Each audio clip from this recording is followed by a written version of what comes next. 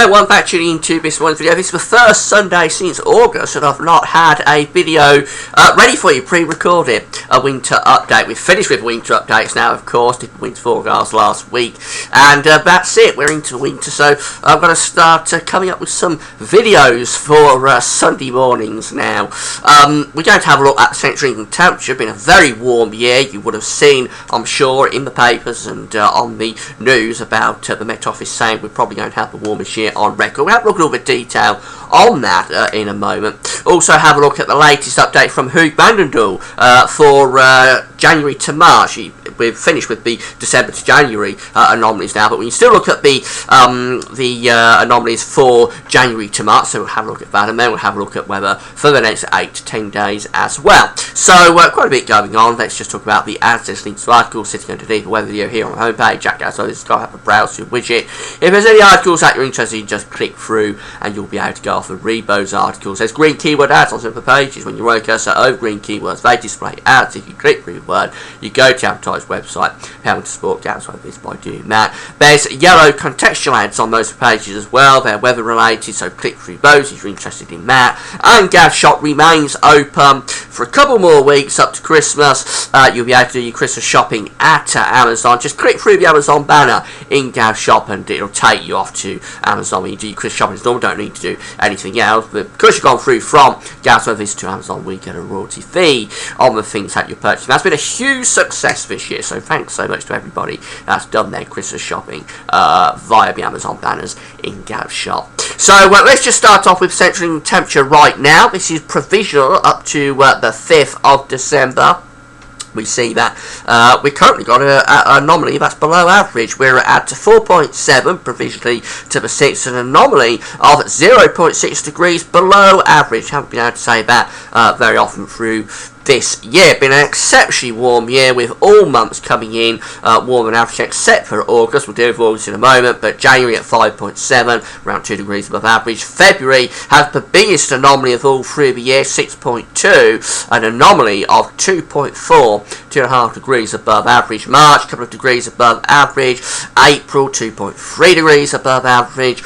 May, 12.2, 1 degree above average. And June, 15.1, again a degree above average. July 17.7, nearly 2 degrees above average. September 15.1, 1.5 degrees above average. October 12.5, again nearly a couple of degrees above average. And then November 8.6, again 2 degrees above average. That just leaves August, which is the joker in the pack. It's the one that has deviated from all the other months. Comes out at 14.9. In the midst of all this cold, all this warm weather, we get the coldest August since 1993, 14.9, nearly a degree below average, and probably all down to Hurricane Bertha. I'm sure you remember Hurricane Bertha blasted through early on in August and sort of switched the pattern around very dramatically. It didn't last that long. We got September and the pattern reverted back to a warm one again, but just for a few weeks in August, Hurricane Bertha came through and sort of dramatically shifted the pattern for a couple of weeks. But other than that, been a very warm year, of course, and December is deviating so far from that warmth, coming out at 4.7, an anomaly, provisional anomaly of about half a degree below average. Now, how this stacks up in terms of the Central England temperature, this going right way back to the start of this, and this goes back to around 1750, but actually go further back than that with Central England temperature. You actually start at the year 1659. It's the longest long-term temperature record, or the oldest long-term temperature record on Earth. You can't go anywhere else on Earth to find a temperature record that goes back as far as the Central England temperature. And all of these blue bars here are all of the yearly Central England temperatures going back into the 1700s and coming into the present day. And then the green bar, right at the very end, the green bar is this year, 2014. You can see that the green bar is towering there over all the other bars. So far we are having the warmest year on record with just 1 month left to go. The warmest year on record in the Central England temperature record is 2006, this one just here. We're above that very significantly above that. And then the next one is 2011, which is second placed at the moment, but I think 2011 will definitely be beaten by 2014.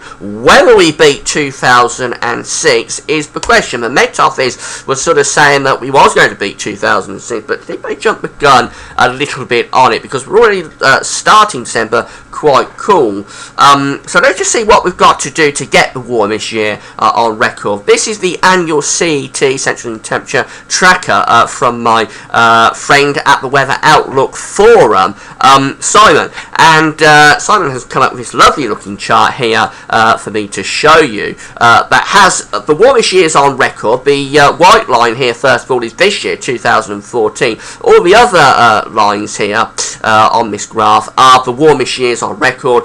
Particularly interesting, 2006, of course, which is indicated here by the blue bar. 2006 is, of course, the warmest year on record. It was a very warm December that year. 2006 was odd because it was quite cold at the start. The first half of the year was quite cold. All of the warmth was really in the second half, from June onwards. It's a very strange year, but once it did get warm from June 2006 through to December 2006, it was extraordinarily warm, really. So I think even if we do beat 2006, in some ways 2006 will remain probably more remarkable than this year, because all of the warmth for that record warm year occurs in the final 6 months of the year, whereas of course this year has been stretched out very evenly across the year. So 2006 was a very, very strange and odd year. But anyway, the blue line here is 2006. You can see that from the white line we are above 2006, of course, at the moment, but we've got December to go. Now these two white dash lines are what we've got to do to get the warmest year on record. So this first line here, this first dash white line, is telling us what we need to do to get the central temperature for the year above 11 Celsius. We've never had that in the central England temperature. The warmest year on record is 2006, which comes out at 10.86. So we've never had a year above 11 Celsius. To get that, we've got to have December. The central England temperature for December has got to come out at 5.8 or above. We're quite significantly below that at the moment. Now we've got to have a very warm second half to December, but that could be quite an ask, really, to get the year coming out at or above 11 degrees. Now, to just scrape in with the warmest year on record, we've got this other white dash line just here, and this is probably what we've got to look at really for this year. To get that, we've got to come out at 10.87 for this year. Of course 2006 comes out at 10.86, so to get the just scrape in with warmest year on record, we're looking at 10.87, and for that the December central temperature has got to come out at 4.2 or above. Now if we go back, we can see that we're currently at 4.7, so we are above that 4.2, but we've got to get to just scrape in with the warmest year on record. But it's going to get a bit colder than that actually over the coming few days, so we may see that dropping off, that It's 4 point, let's go back, it's 4.7, so we may see that 4.7 dropping a little bit over the next few days. But if we get a warmer spell in the second half of the month, we'll probably go back up above the 4.7 again, but it could be quite a close run thing, this. I think we can discount sort of getting the yearly central temperature coming out at 11 degrees or more, but it could be quite a close run thing whether we get that record. I think we probably will just about do it, to be honest, but it's not going to take much from where we are now. It's not going to take much more cold weather to sort of call this into question. Now, some of these other years are quite interesting. Just very quick talk about those. We've got some of the other warmest years on record. Quite interesting is 1990 and 1995, indicated by sort of the lavender pink coloured line and the red line. Those were both on course, 1990 and 1995 were both on course to be very warm years, warmest years on records, until the Decembers of those years, which were both both cold, particularly 1995, very cold December that year. And this yellow line is also very interesting. That's 1846. Very odd what went on there. That was a very warm year, 1846, until sort of the end of November and the start of December, when this extraordinary sort of crash develops. You can see that indicated by the fact that the yellow line pulls back from all the other lines. It was a very dramatic crash in the temperature that occurred in 1846 after a very, very warm start. Of course, 1846 is right back towards the Little Ice Age, just coming out of the Little Ice Age, so it must have been quite extraordinary that it was such a warm year up to the end of the year, and then, of course, the temperature crash came in 1846. But yeah, very interesting to see how this plays out for the rest of December. Will we get that record? I think it could be a close run thing. My judgment, my guess, is that we'll probably just about do it, but it's only going to take another cold spell from where we're going to be up to the middle of the month anyway to call it into question and make it a very, very close run thing. The temperature anomaly coming up for the next week, 7th to the 15th, shows going to be below average, cooler than average, so yeah, up to the middle of December I think we're going to have a colder than average first half to December, which is going to make it sort of dodgy as to whether we get that record in the second half of December. Probably will if it warms up in the second half of the month, but it could be a close run thing. But a cooler than average anomaly for the coming week. Haven't seen that very often during 2014. The GFS temperature and precipitation ensemble show that we're going to be generally below average up to 15th. This is the 15th just here. The red line is the 30-year temperature average, and we're coming out generally cooler than average up to the middle of the month. We're not talking about depths of winter here. We're not talking about severe cold conditions. Just generally a degree, maybe a couple of degrees below average. But there is a warming trend evident there as we go through to the second half of the month. So, yeah, temperatures are picking up a little bit as we go through the second half of the month, albeit with quite a bit of scatter. The rainfall spikes are coming back later this week as well. It looks like it's going to be turning wetter from around the 10th, 11th onwards to bring those rainfall spikes back through. Quite a wet spell perhaps coming up around the middle of the month. Now, I said we've had the update from Huug and Doul for January to March. This is the 500 millibar height anomaly from Huug, and you remember Huug is basing these on analogue, so he takes the sea surface temperature anomalies from the globe in any given month. This was actually generated last month in November. Takes those sea surface temperatures, compares them to past years, then creates an analogue based forecast based on those sea surface temperature anomalies.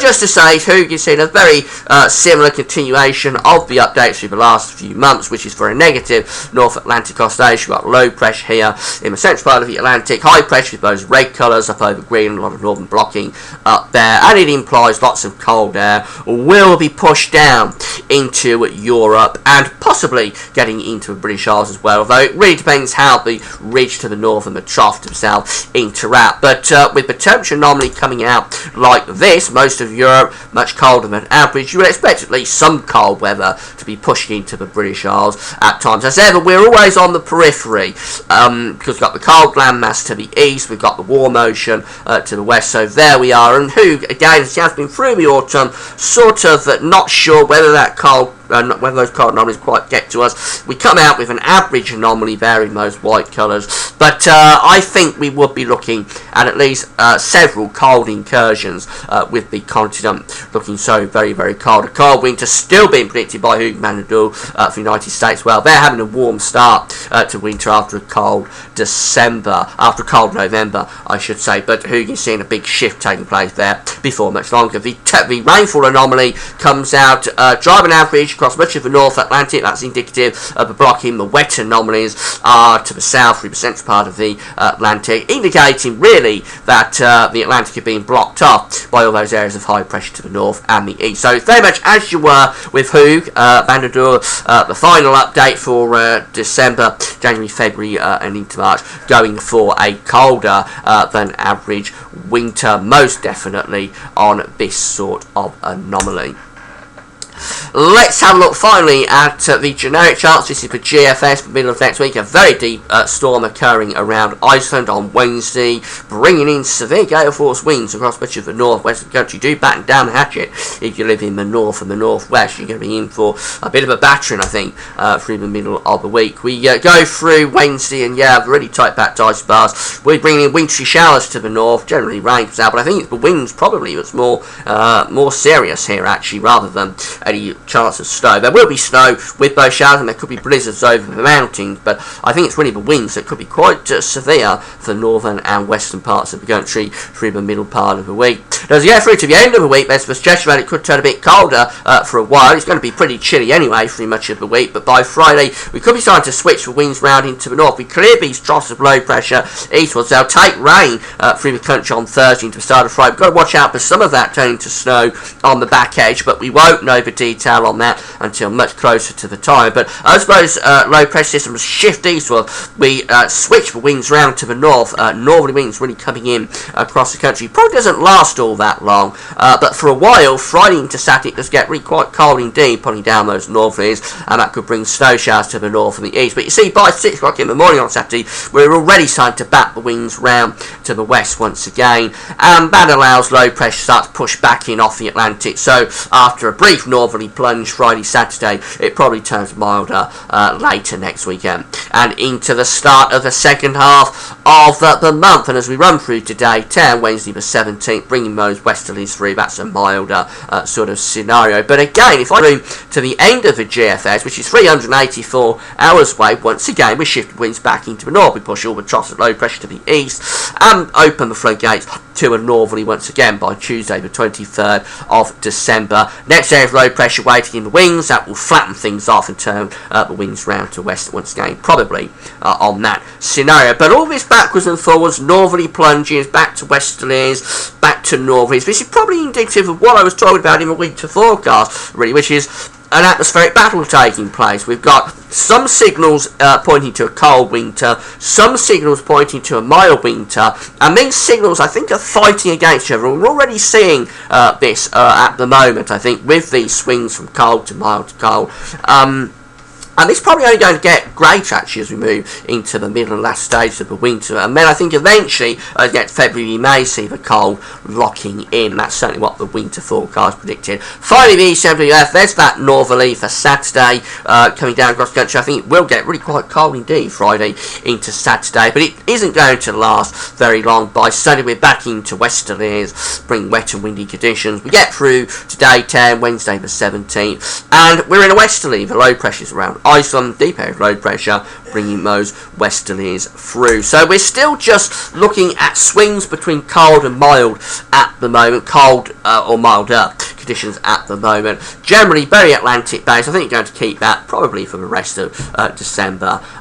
So very interesting outlook really. Will we get that record for 2014? I think we're going to just do it, but it could be a close run thing. It'll only take one more sort of northerly plunge in the second half of December to really start cooling into question. So it could be quite close whether we pull that off. Huug and Doul still going for a cold winter for most of Europe, United States. I think we will be included in that, particularly later on in the winter as well. Hope you found the video interesting, and that's it for now. Thanks for watching. It's going to be the latest Christmas update tonight. It'll be the final time you use the CFS model tonight on the events page. So come back if you want to know what could be happening for Christmas. That's all for now, and thanks for watching.